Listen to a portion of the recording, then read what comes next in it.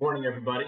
This is a revised video. I had a couple of folks say they could not get into the video that I was on. So hopefully you'll spend a little bit of time taking a look at this one. And I've also been able to field some questions that I want to be able to address in this video as well.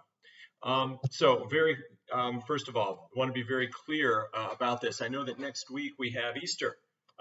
So I hope you're enjoying a Palm Sunday today. There will be no class on Thursday as per the university schedule. So I have been tried to be very clear on Moodle that there are no assignments due for Thursday in class because we will not have a class meeting. So I do hope you enjoy the time.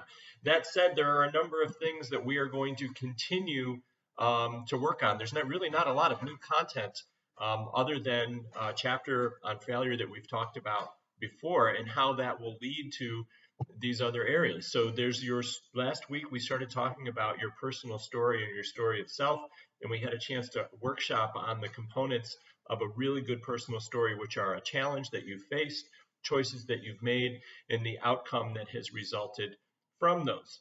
So through that workshop, I've asked you to be able to identify another challenge that you have been working on and you faced with online instruction, keeping in mind that is an extension of the first exercise that we did in the first forum that we posted. These are things that you have been fussing with and dealing with. You've already started to talk about them, but I'm having you repackage them into a personal story because it's that personal story that you're going to be able to need to convey to people that you're interviewing with when you're looking into some of these experiences to, again, show your intention and what you stand for and what you want to get out of an interaction. It's a way to tell people about your experiences and yourself, and so it's very important. So we will have that personal story worksheet will be due for class on Tuesday the 7th, so we would like to have that due and in by midnight on the 6th. We also have your Odyssey plans and the extension of those Odyssey plans that you have been working on, and I want you to continue to work on those and develop those challenges and put the task now is to develop your prototype plan, right, as part of that worksheet. And with that, you want to identify experiences. Most of you have already done that for our advisement meetings, but I also want you to start to identify who the people are, either by position or type, or specifically by person and name, who you would talk to get more insights. And we've talked about ways you could do that through Loyola Connect, or people that you know at your family, or people that might be at home, professors, other folks that could provide expert insight into what it is that you want to do so that you could do an interviewing prototype. This is very important because you don't know the answers to all the things that you want to get and want to do.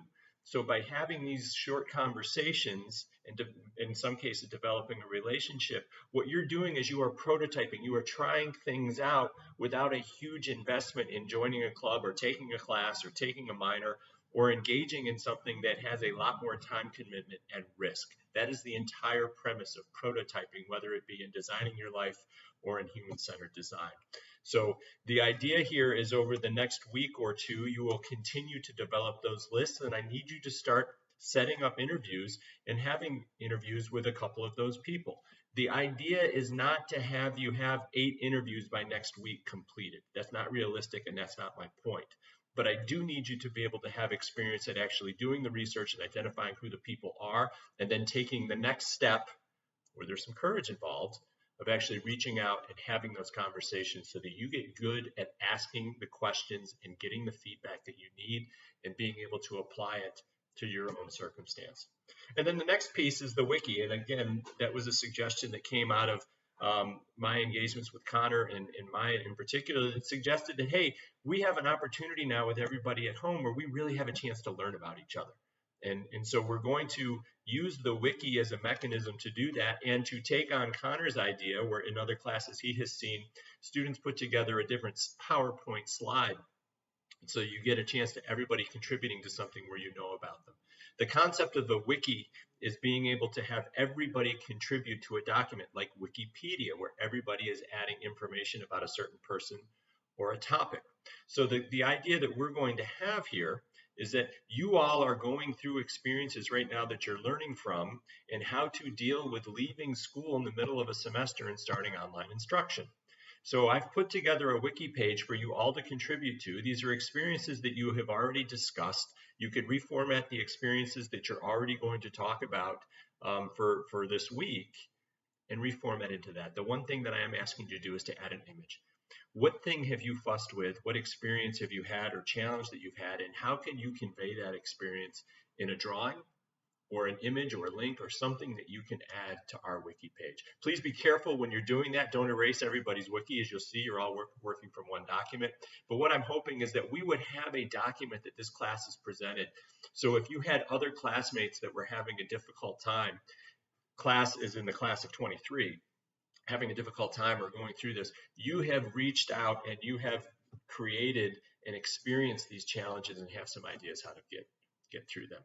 The other perspective is if you had to reach back and in 10 years this happens again and you wanted to reach out to current Loyola students at the time with your experiences in doing this, we would have a document to be able to show them. Now, there's a couple of other things that I need to address because this is something that comes up in all the classes. There are two things that I think are very, very important for you to be able to do, and those same two things are the things that the students very often don't love doing. The first one is speaking in class and talking about yourself and telling your personal story.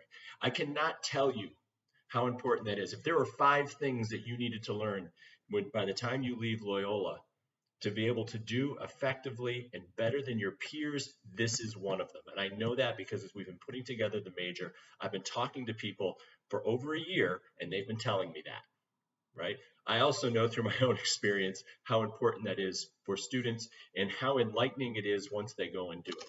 So we are going through a sequential process that your peers have gone through for a number of semesters to be able to put together your personal story of self and do that. So I need you to put some time into that because you will be presenting it at some point online, recorded. Again, there'll be some options for you to do it.